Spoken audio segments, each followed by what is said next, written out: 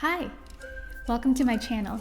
I'm Dr. Ari Lau, and I am an educational neuroscientist. May is Mental Health Awareness Month, and so I want to kick things off by promoting mental health in childhood. Today's video is going to be on ADHD and some of the symptoms you might see in kids with ADHD. Let's get started.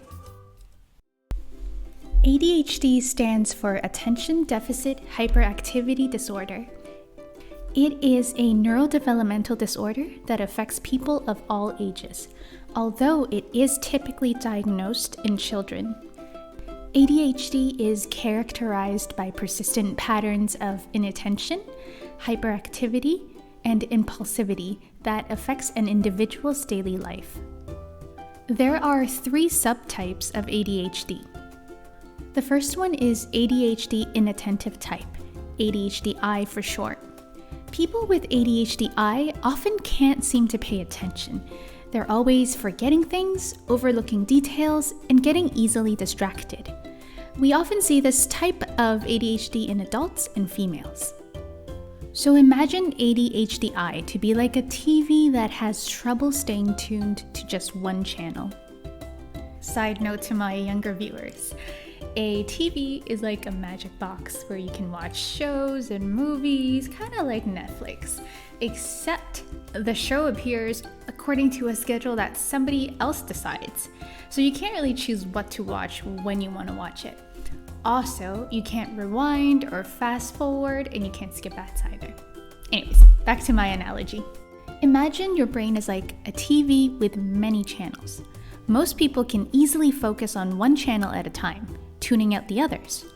But for someone with ADHD-I, their brain is like a TV that keeps switching between channels without control.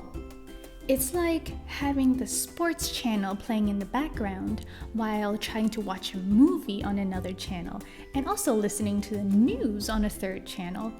With so much going on, it can be really challenging to focus on just one thing. And so you can see that it's not like people with ADHD-I don't want to focus, but rather their brain has trouble filtering out the noise and staying on just one channel for an extended period of time. But just like how adjusting a TV's antenna can help improve the quality of the signal, people with ADHD can improve their ability to focus and manage their symptoms by using certain strategies or medication. Another type of ADHD is the hyperactive impulsive type, ADHD-H for short. People with ADHD-H often are impulsive and active. They are usually fidgety and restless, and they often interrupt others because it's really hard for them to wait their turn. Because the hyperactive symptoms can be obviously recognized at such a young age, people with this subtype of ADHD often get diagnosed in childhood, and it's usually more prominent in boys.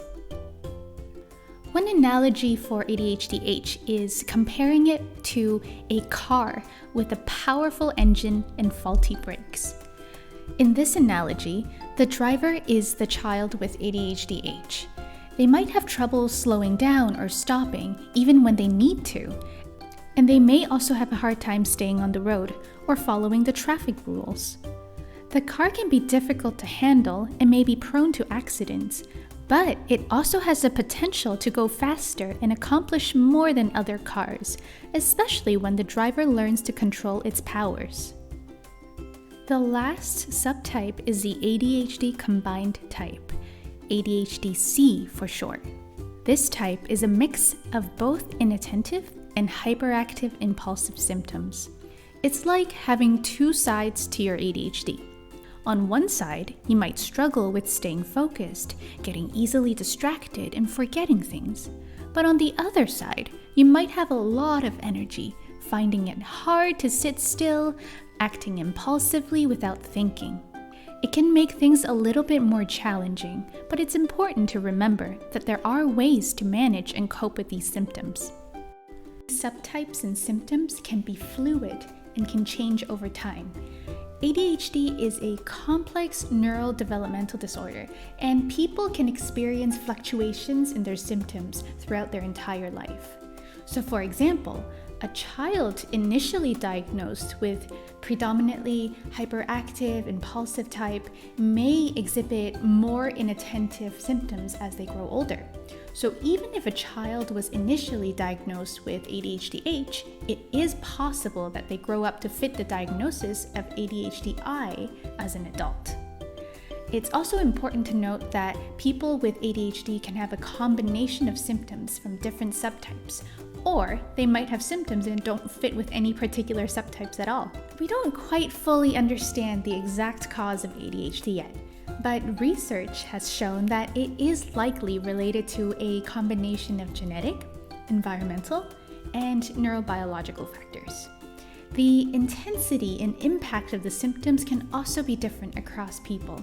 So some people can experience very mild symptoms that have very little impact on their daily lives, while others can have very severe symptoms that significantly affect their school or personal lives.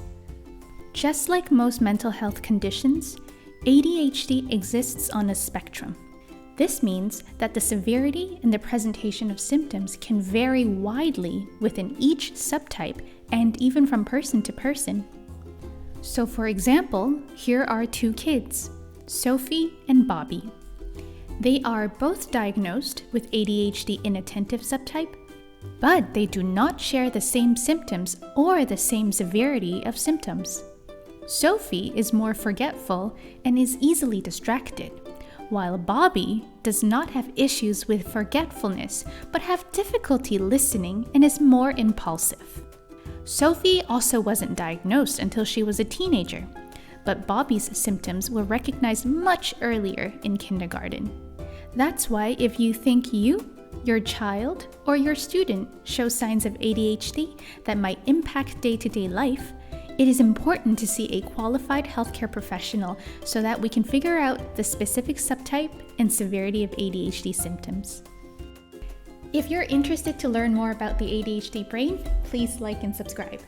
In my next video, I'm going to be summarizing some of the latest research on the ADHD brain and how we can use that knowledge to help kids with ADHD deal with their struggles a little bit more.